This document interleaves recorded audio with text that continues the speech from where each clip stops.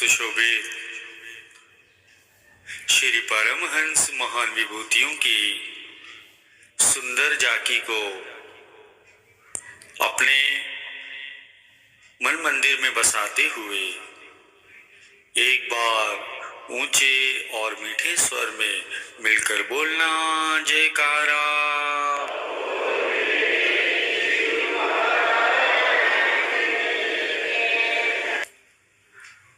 गुरुमुखों, सेवक की रक्षा करना सद्गुरु अपना प्रथम कर्तव्य समझते हैं। अहंकार से बचाने के लिए, नम्रता धारण कराने के लिए कभी ऐसी रचना रच देते हैं ताकि उनका सेवक अभिमान में न आए और अपने भक्ति धन को खो न बैठे। यदि मालिक की दयालुता, उनकी कृपा, उनकी रहमत सदैव स्मरण रखोगे तो उनकी कृपा की दृष्टि सदा ही बनी रहेगी। मालिक का हर समय धन्यवाद करते रहो और उनके उपकारों का गुण गायन करते रहो ताकि उनकी कृपा सदा ही बनी रहे। तुम्हें जो कुछ भी थोड़ा बहुत दुख मिला है तो उसका कारण स्वयं को ही समझो। अभी भी उनकी कृपा समझो कि जिन्होंने सूली से कांटा बनाया है। गुरुमुखों का सच्चा धन कौन सा है? गुरुमुखों का सच्चा धन तो गुरु कृपा ही है। उन्हें किन्हीं संसारी लोगों के सम्मान की आवश्यकता नहीं पड़ती। गुरु को वीडियो लाइक करना, सब्सक्राइब करना प्लीज़। बहुत मेहनत से मैं वीडियो लेके आता हूँ आपके लिए। ये सत्संग आपको पूरा देखना है, वीडियो आपको पूरी देखनी है, बीच में वीडियो मत छोड़ा करो प्लीज़। वीडियो लाइक करना, सब्सक्राइब करना, कमेंट में आपको जरूर करना जय सिद्धानंद प्लीज़। भक्ति में जो आनंद उपलब्ध होता है वो तो प्रत्येक मनुष्य पाना चाहता ही है, परंतु इस रूहानी मार्ग में जो कष्ट है वो कोई विरला सहन करने के लिए तैयार होता है। अभी यदि आप कष्टों में हो तो विश्वास करो कि सुख भी अभी तुम्हें उपलब्ध जरूर होंगे। सद्गुरु की महिमा गाने वालों से प्रेम करो, न कि जो तुम्हारी बड़ाई करता है उनसे करो, क्योंकि महिमा योग्य तो केवल सद्गुरु ही है। यह अभिलाषा कदापि न रखो कि मेरे साथ किसी का दिल से लगाव हो, न ही तुम किसी से दिल लगाओ, परंतु सदैव तुम्हारे हृदय में यही भावना होनी चाहिए कि सबका सद्गुरु के श्री चरणों से प्रेम हो। मालिक घट घट में व्यापक होते हैं, उनसे प्रीत करो, उनसे प्रेम करो। जहां उनकी ज्योति प्रकट होती है वहां घनिष्ठ प्रेम होना चाहिए। सद्गुरु हंसकर बोले तो तुम प्रसन्न रहो, यह तो सभी कर सकते हैं, परंतु स्थिर चित्त तो वो है जो हर दशा में प्रसन्न रहे और परीक्षा की घड़ी में अधिक नम्रता और प्रेम धारण करे। मालिक से प्रीति अत्यंत ही कठिनाई से जुड़ती है। यदि थोड़ी जुड़ भी जाए तो मायावी सुविधाओं और सुखों में फंसकर उसे बुला नहीं देनी चाहिए। सदैव यही प्रयत्न करना चाहिए कि यह प्रीति सदैव बनी रहे और अंत तक साथ रहे। सद्गुरु से जो शिक्षाएं और गुण प्राप्त हुए हैं वे सब उन्हीं की देन समझो, न कि अपना अधिकार समझकर अहंकार में आओ। अगर अहंकार करोगे तो मालिक की बख्शी हुई सभी कृपाएं लुप्त होती जाएंगी। इसीलिए सदैव भय खाओ और अधिक से अधिक विनम्र बनो। सद्गुरु के अतिरिक्त अन्य किसी वस्तु से अगर तुम्हें आनंद प्राप्त हो रहा है तो उसे धोखा समझो। विकारी मनुष्य बाहर से देखने में चाहे सुखी कितना भी हो, परंतु उसका हृदय टटोलना, अवश्य ही वो अशांत होगा। यदि तुम किसी संकट में हो तो सद्गुरु को स्मरण करो, वह संकट शीघ्र ही हट जाएगा। यदि सारा संसार तुम्हें बुला दे तो कोई भी बड़ी बात नहीं है, कोई हानि नहीं है, लेकिन यदि सद्गुरु ने बुला दिया तो इससे बड़ी और कोई हानि हो ही नहीं सकती।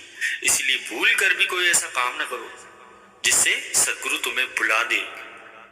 लोगों से जो सम्मान पाते हो वो तो नाशवान है। उस पर प्रसन्न होंगे तो असली प्रसन्नता, जो वास्तविक प्रसन्नता है, उसे गंवा बैठोगे। सदगुरु को भूल जाने से जो हानि जीव की होती है, इतनी हानि तो कोई शत्रु भी नहीं कर सकता। इसलिए सदैव सावधान रहना और सदगुरु के श्री चरणों से हमेशा ही बंधे रहना। सदगुरु का द्वार बिल्कुल मत छोड़ना। प्रेमियों, आप स्वयं विचार करके देखिए, यदि आप नियमित रूप से सत्संग में जाते हैं तो आप क्या अनुभव करते हैं? हम यही अनुभव करते हैं कि हमारे जो अंदर बैठे जो विकार हैं वो धीरे धीरे कम होते जाते हैं। और एक दिन ऐसा आता है कि हमें इन बुरे कामों से नफरत होने लगती है, घृणा होने लगती है। इतनी तासीर है सदगुरु के दरबार में। और जो हम सेवा या जो परोपकार करते हैं तो हमारे पास किसी भी प्रकार की कोई कमी नहीं रहती। जो भी आवश्यकता रहती है हमारे जीवन में, सदगुरु स्वयं यथा समय पूरी करते जाते हैं। और जब हम अपने सदगुरु से प्राप्त नाम का सुमिरन करते हैं निरंतर, तो हम अनुभव करते हैं कि हमारे साथ एक शक्ति सदा ही हमारी रक्षा के लिए तत्पर रहती है। सदगुरु के सिवा संसार में जीव का कोई भी हितैषी नहीं है।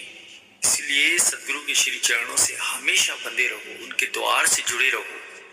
ये जो तुम्हारा मन है कई जगहों पर विभाजित है, कई जगह खंड खंड है, उसे एकत्र करो, सदगुरु के चरणों में लगाओ।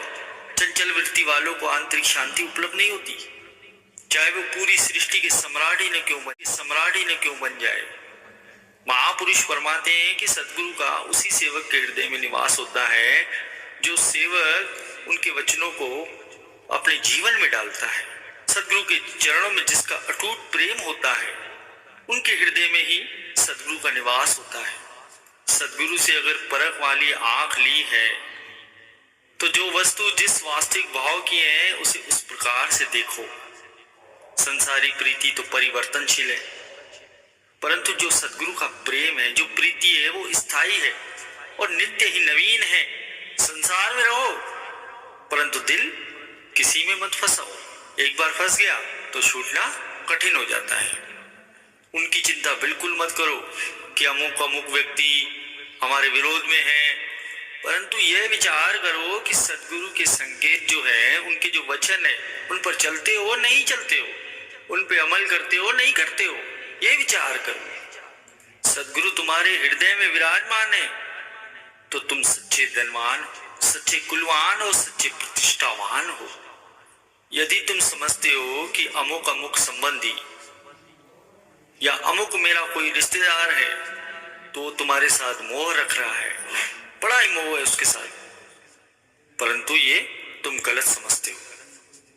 इनका मोह तो स्वार्थ से भरा है। जब स्वार्थ उनका पूर्ण नहीं होगा ना तो वे एक क्षण में ही तुम्हें भूल जाएंगे। हमारा मन स्थिर नहीं है, इसलिए हमें नम्रता पूर्वक मालिक से प्रार्थना करनी चाहिए कि हे मेरे मालिक, हे मेरे सदगुरु, हमें शक्ति दे ताकि हमारा मन स्थिर हो, हमारा चित्त स्थिर हो और भक्ति पथ में दृढ़ता से विश्वास पूर्वक लगा रहे। सतर्क होकर मन से युद्ध करो।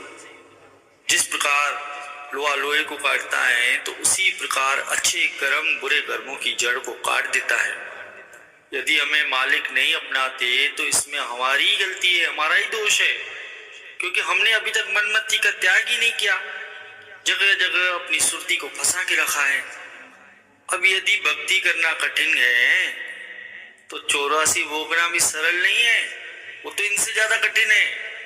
हम करते कम है और सदगुरु से मांगते अधिक है, परंतु ये विचार करना चाहिए कि हमें तो वही प्राप्त होगा जिनके हम अधिकारी हैं।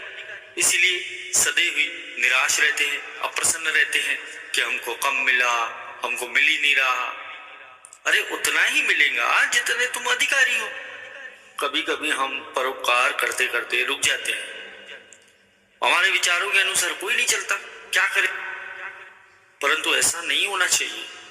संसार में हर प्रकार के विचार के लोग हैं। दृढ़ता पूर्वक बढ़ते रहो, अपने उद्देश्य को पूरा करने में जुटे रहो, परोपकार का कार्य करते रहो। तुम अपना धर्म निभाओ, दूसरों के धर्म में बाधक मत बनो। मालिक को सबसे प्यारा कौन होता है? मालिक को तो सबसे प्यारा वही होता है जो सारे जगत से तोड़कर मालिक से प्रीत जोड़ता है। वही सदगुरु को प्यारा होता है। बिना गुरु के कोई अपनी नाव चला नहीं सकता। जिसके साथ है गुरु उसे कोई डुबा नहीं सकता। गुरु को वीडियो लाइक करना, सब्सक्राइब करना प्लीज़।